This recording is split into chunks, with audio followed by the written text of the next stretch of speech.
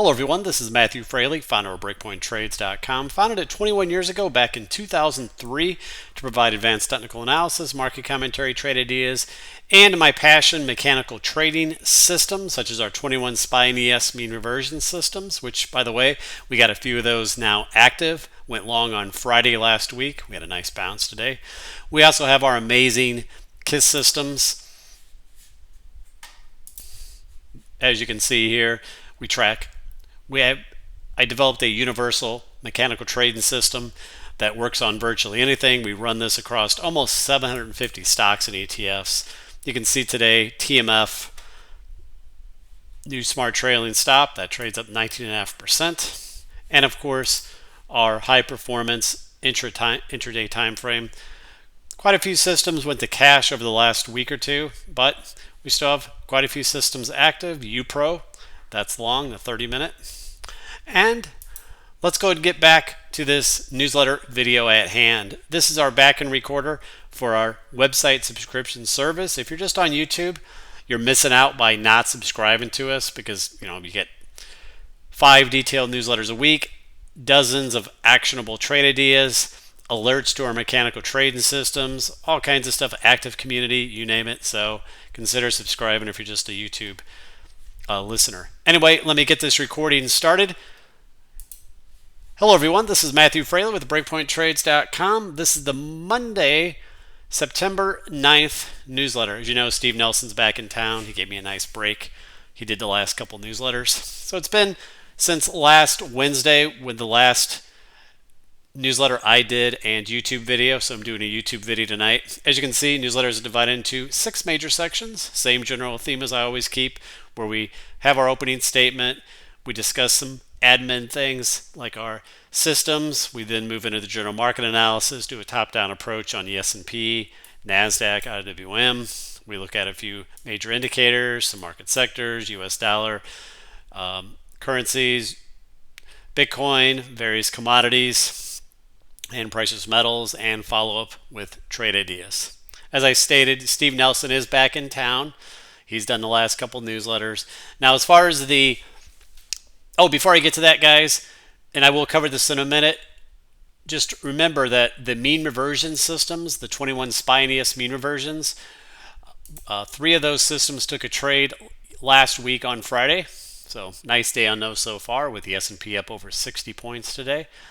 Again, trades haven't closed out, so it doesn't mean they can't come back down, but nice entry on there. We actually had a new system go long today. I'll get back to all that. Now, as far as the market, again, nice snapback, oversold rally today.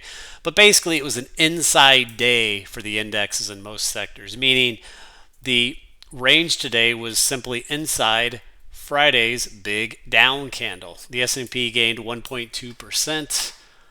Like I said, S&P was up about 63 points, while the NASDAQ 100 was up 1.3%. Okay, US dollar gained 0.4, so a lot of bounce back and things today. US dollar continues higher, up 0.4%. A lot of commodities were higher. Crude oil bouncing back 1.5%. Remember, it's been super weak, so not surprised to see that. DBC, the general commodity index, up 0.3%. DBA, that's agriculture, up 1.8%. That's a good bounce.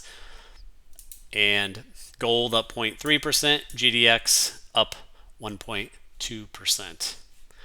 Bond market 10-year Treasury yield closed down 0.35%. We're eventually looking for a higher low at that wave C. The yield curve, remember, went to an uninverted state last week, and it is still there. It is 1.01. Okay. Again, long-term uptrend, intermediate uptrend, short-term downtrending, but we're favoring the pullback as some sort of wave 2, longer term wave 4. So we may have bottomed, or maybe we still need a little more work and then eventually work to new all-time highs. Again, that's one valid count. There are other valid counts. That's what we favor for now. And as far as news items, plenty of news items on the docket this week. CPI, core PPI, initial jobless claims,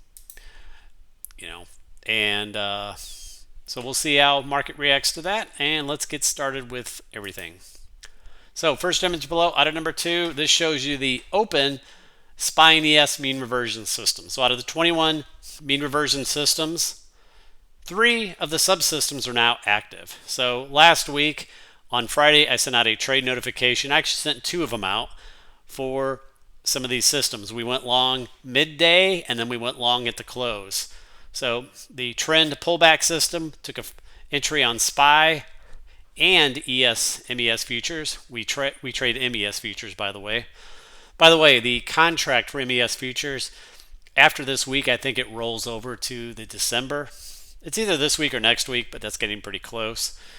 Also, the S-Trap triggered a trade on SPY, did not trigger on ES futures. And today, I sent out a trade notification.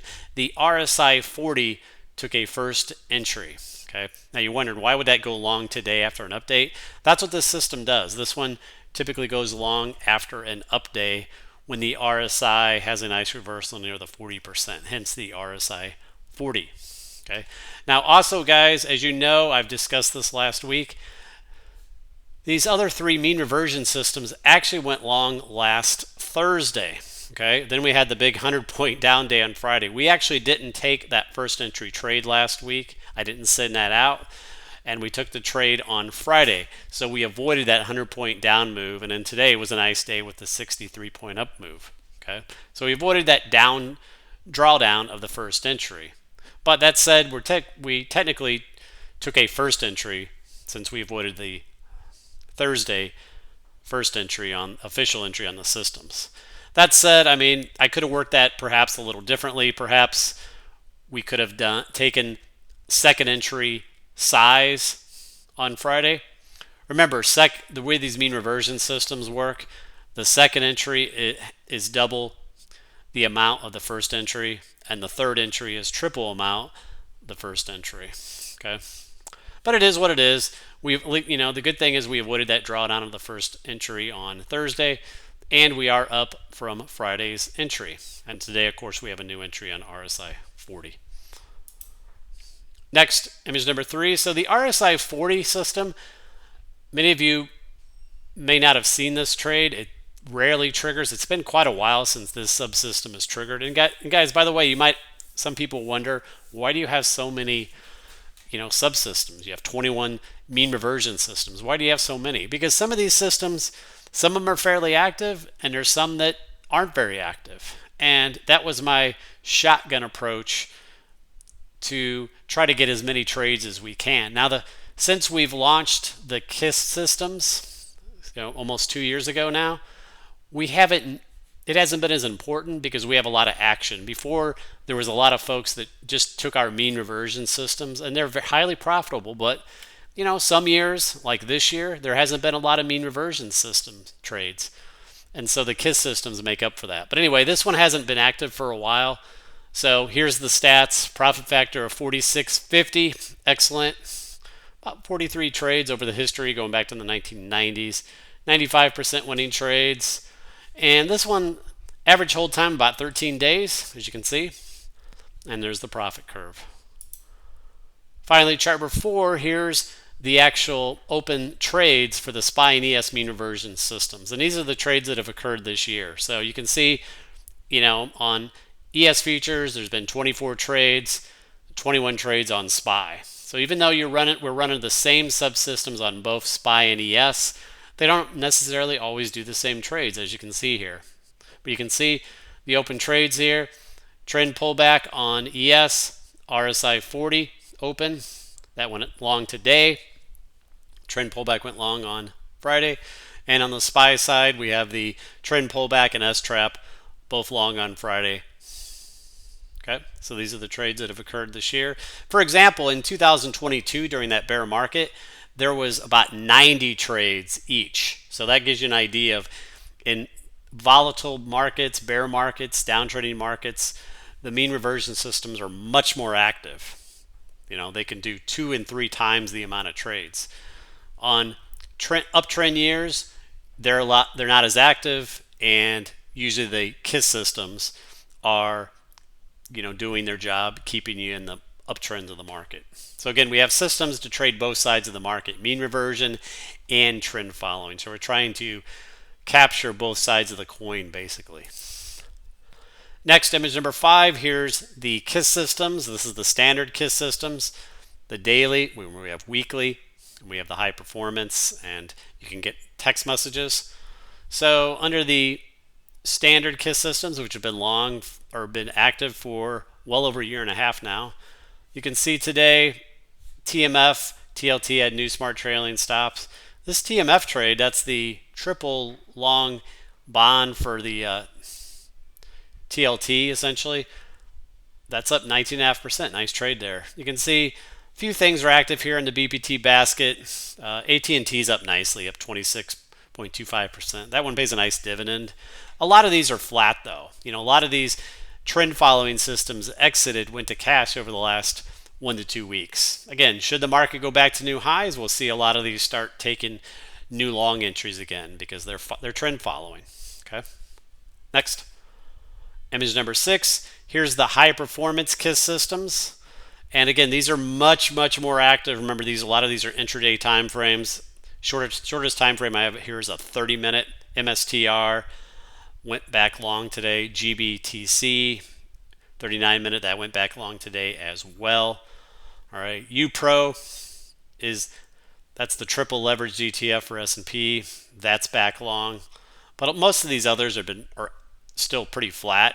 But should the market continue uptrending or continue bouncing higher, we should start seeing more of these indexes go back to positions. All right, let's go and move back to the general market newsletter at hand. Item number 7 is the index sector table, what transpired today. So you can see the nice bounce back on the market. Most of these indexes up about 1.2% or so, except for the Russell, only up 0.3%. Again, inside days essentially within Friday's big down candle. Market sectors, pretty broad-based bounce here. Out of the 21 sectors, every single sector was up today. So that's a good sign. Everything was up. Currencies, US dollar, big bounce back, up 0.43%. I think the dollar still goes higher, some sort of ABC up move. We'll talk about that later on when we get to it. Bitcoin, nice bounce, up 3.9%.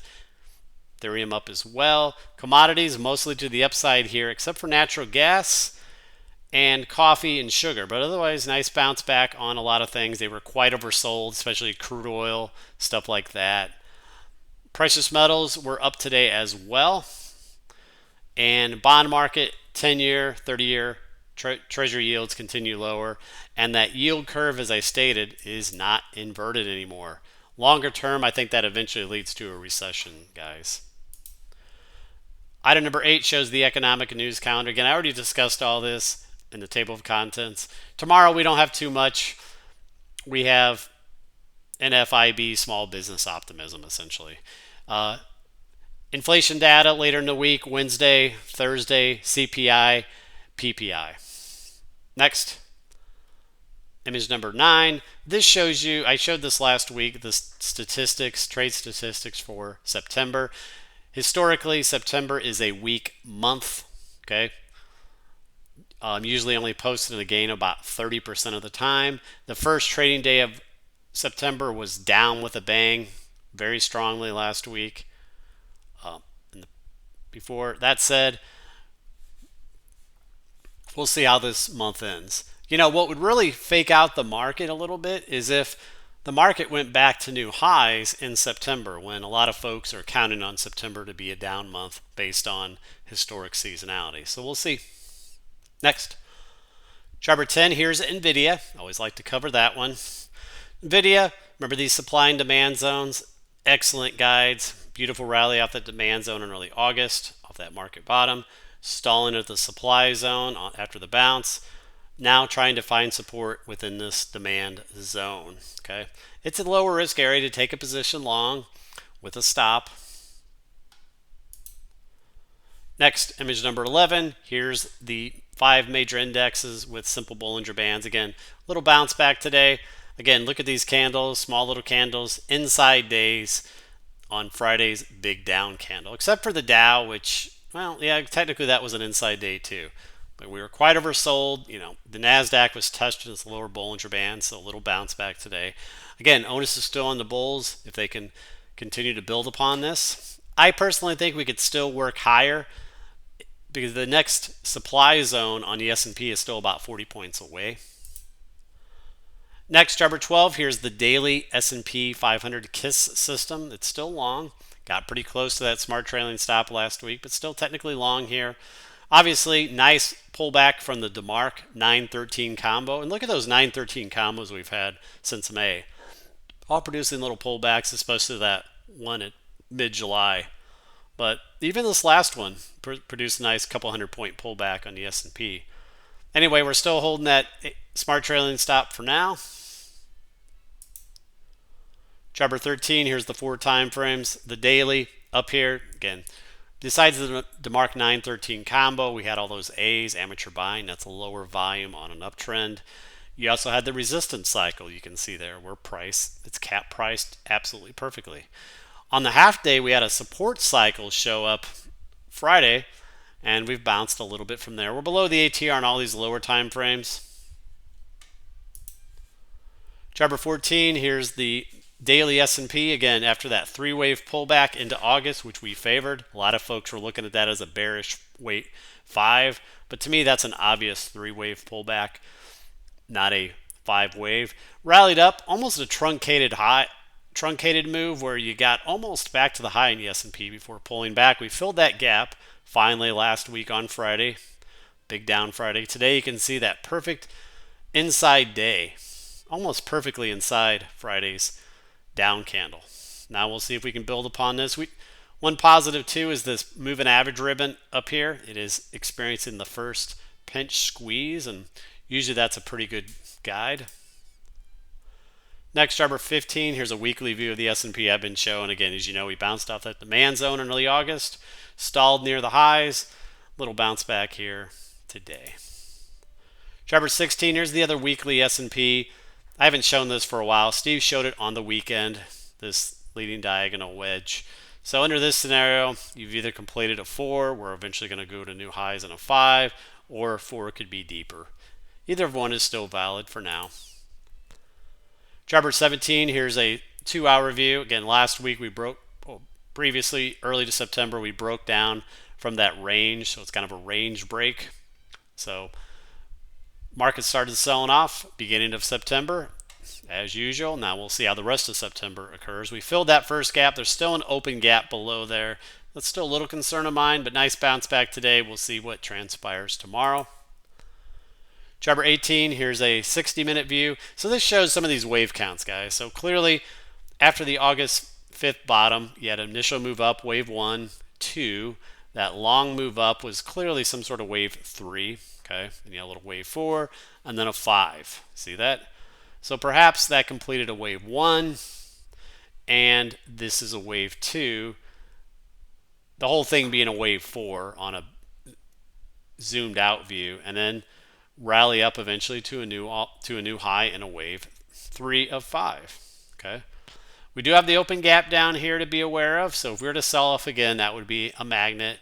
We're still well above that 61.8 fib. Now we'll see, guys. Is that low in? We didn't have any MACD divergence there.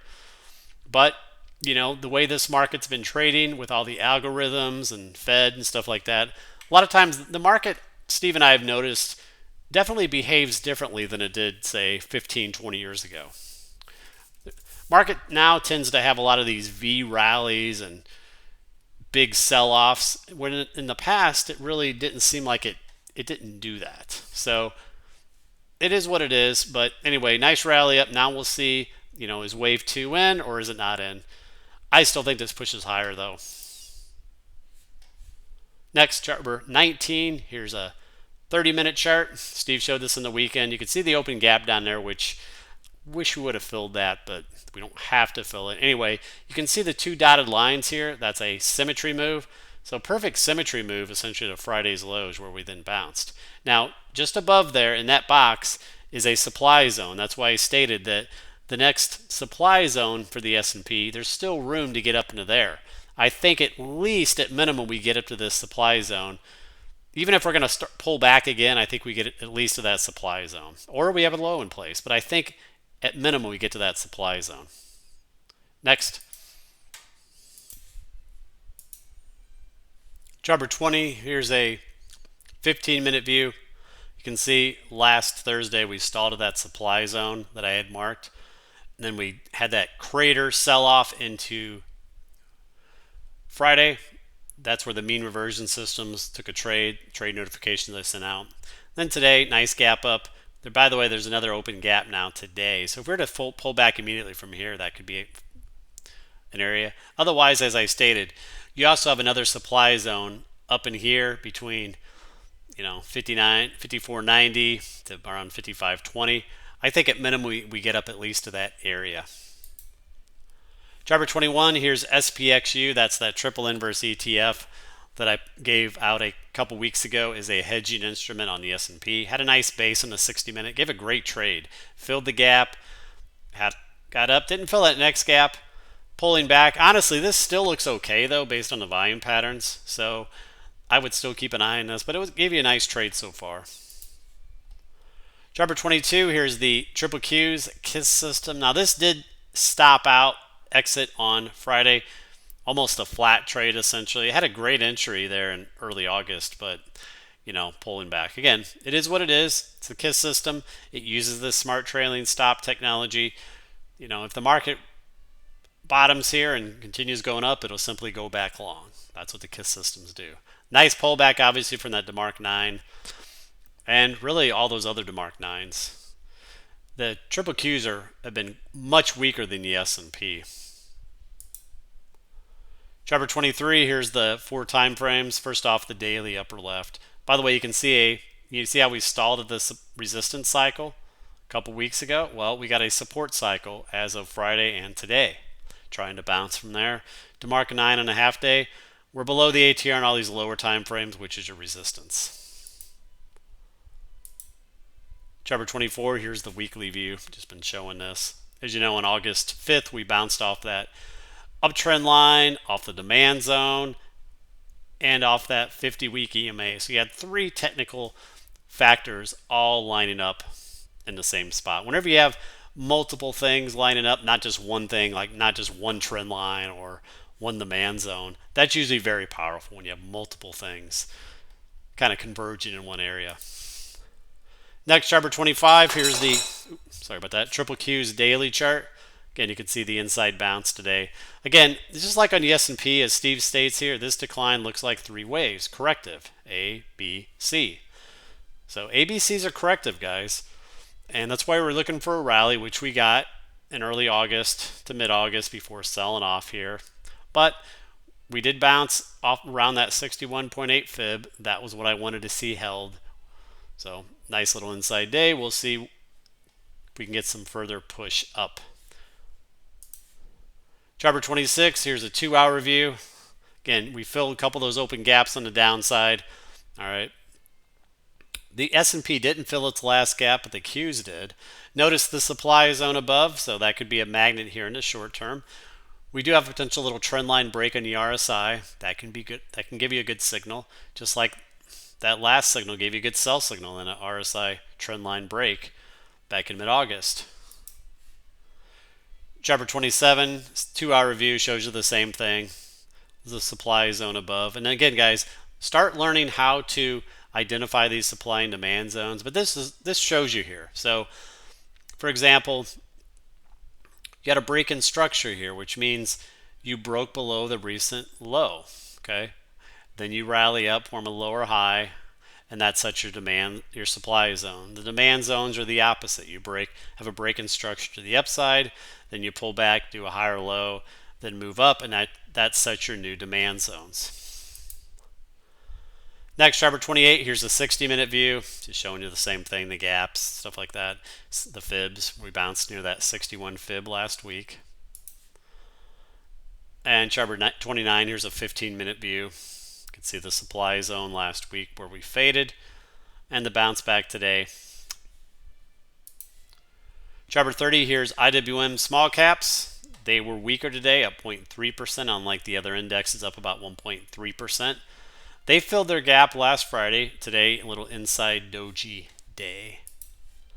Chapter 31, here's IWM on the 2-hour view. Again, remember we got into that resistance supply zone there in late August where we dumped from.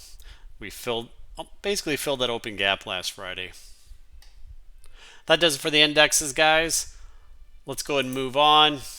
Here's the VIX. So the VIX, nice pullback today. The VIX has really been moving quite a bit lately. We had that VIX was basing there in May into July. Whenever you form a base, that sets a stage for a rally, which we got a good rally. In fact, went up to 66 as of August 5th. Hadn't been there since 2020, guys, during that COVID crash. That was the fear bottom.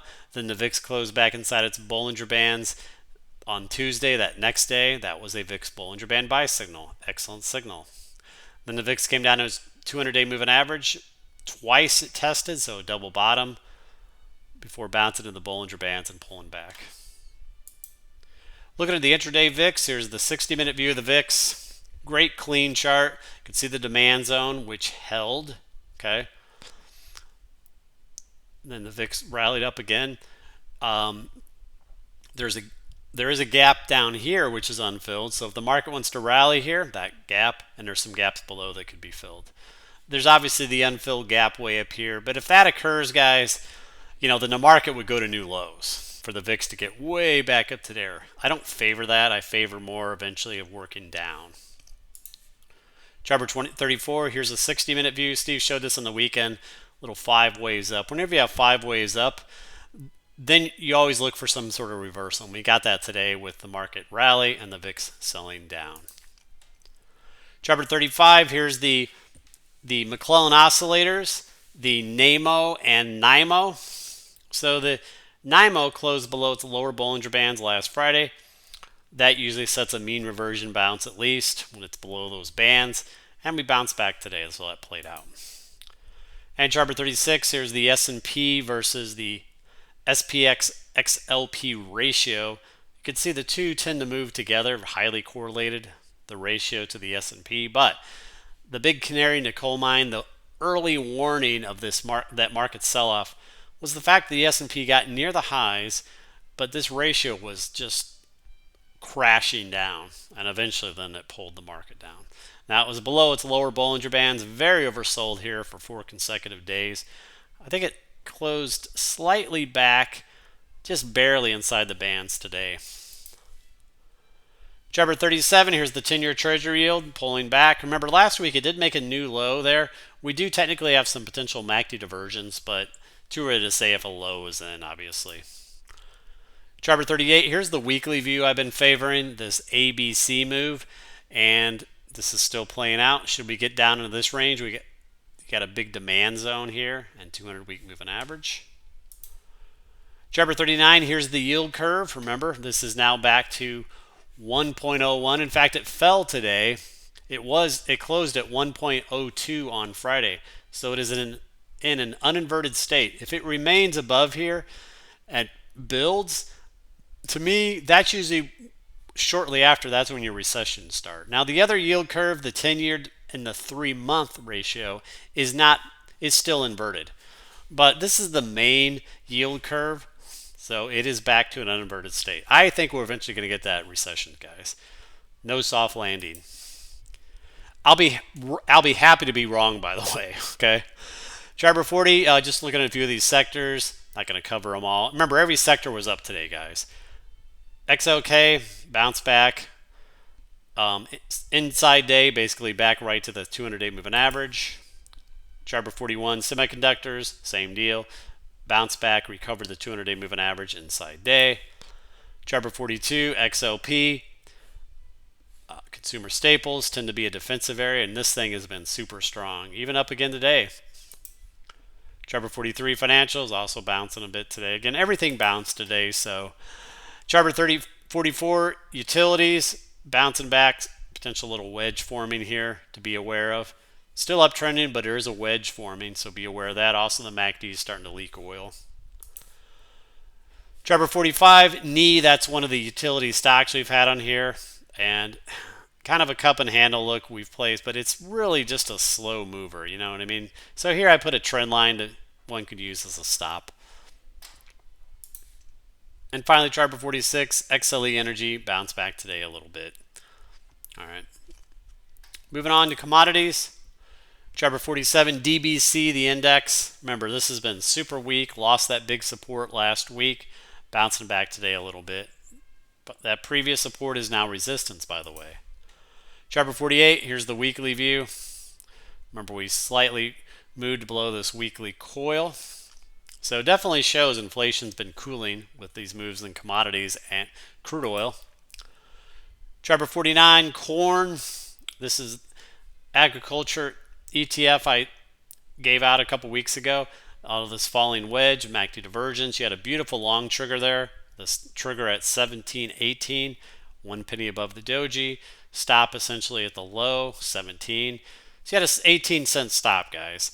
That's an example of technical trading. Okay, you you triggered there the following day on Tuesday. That was a Monday, like doji. So if you're wrong, you lost 18 cents. If you're right, you see how this went up. It looks like at least fourfold what you're risking. That's a great example of great risk reward.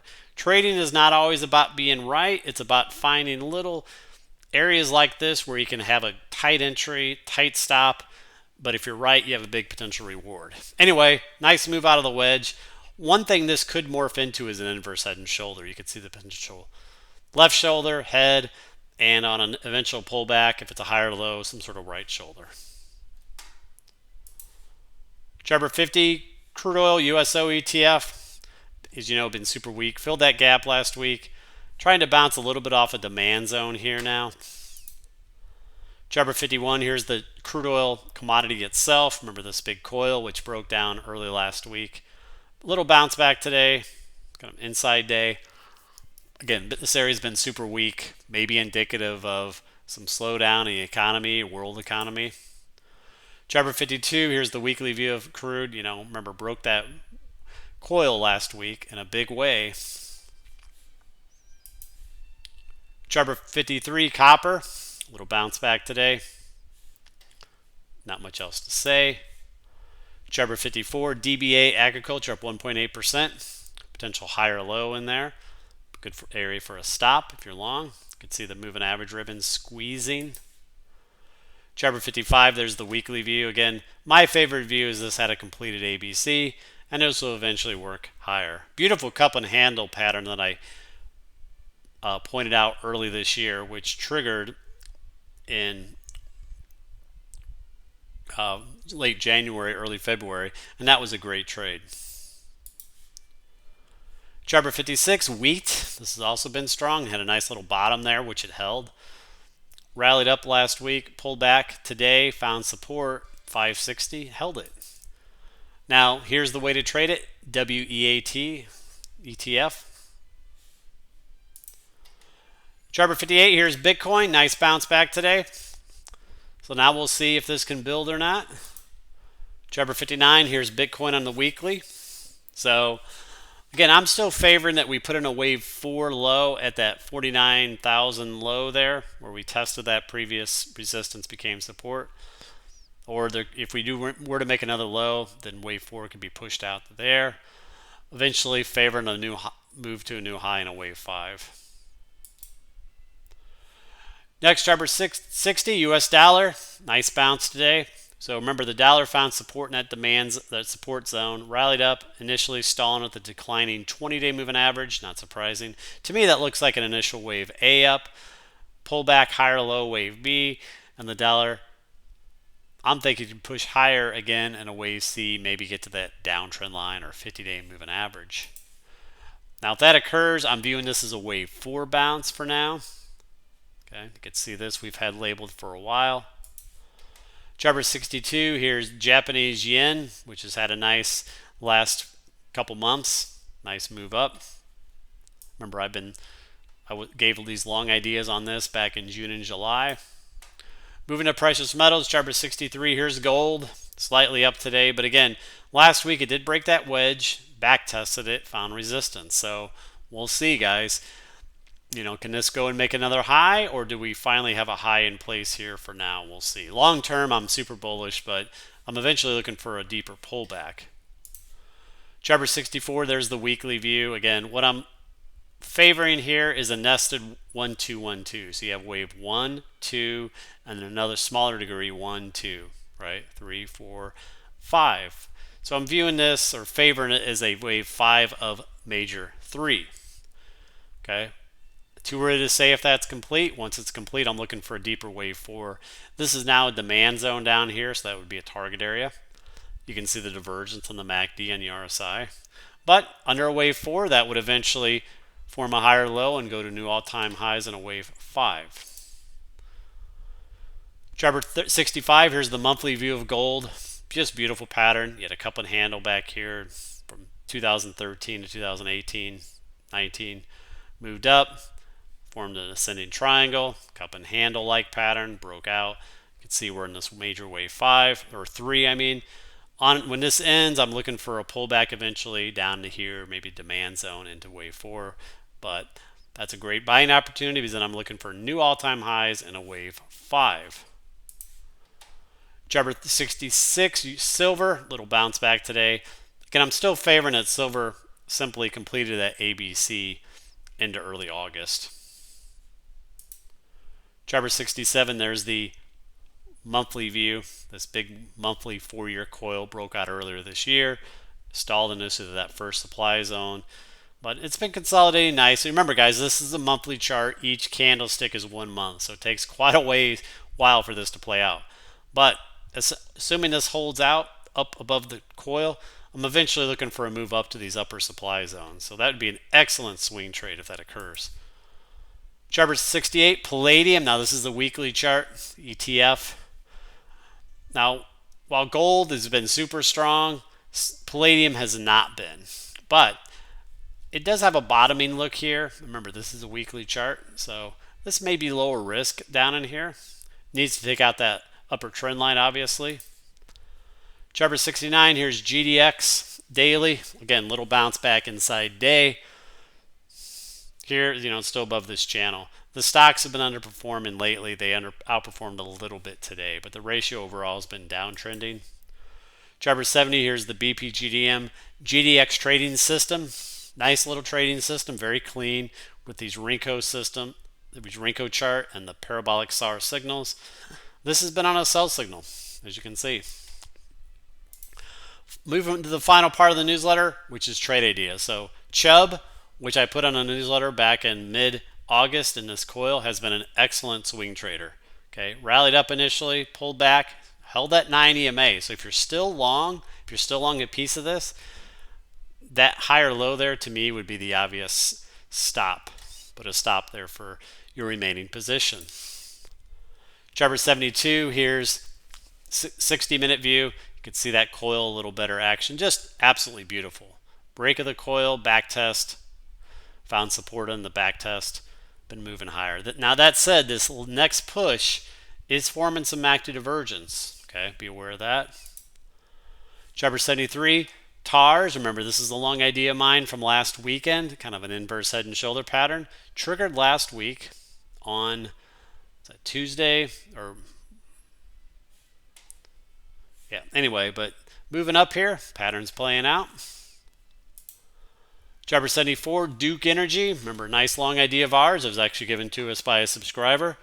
Beautiful tight coil. We love these tight coils because they produce nice explosive moves. And you can also have a tight stop with these coils because you can have it stop just below the lower trend line of the coil. But nice move out of there. Still looks okay. Chart 75, ABUS was another tight little pattern. Broke out nicely last week. Was up today to new high, but pulled back a little bit. Again, hopefully you've taken some profits by now, guys. That was an excellent percentage move. Chart 76, AAOI was another one from early last week that broke out. Pulled back a little bit, but looks like a bull flag here. Wouldn't be surprised if this pushes higher again.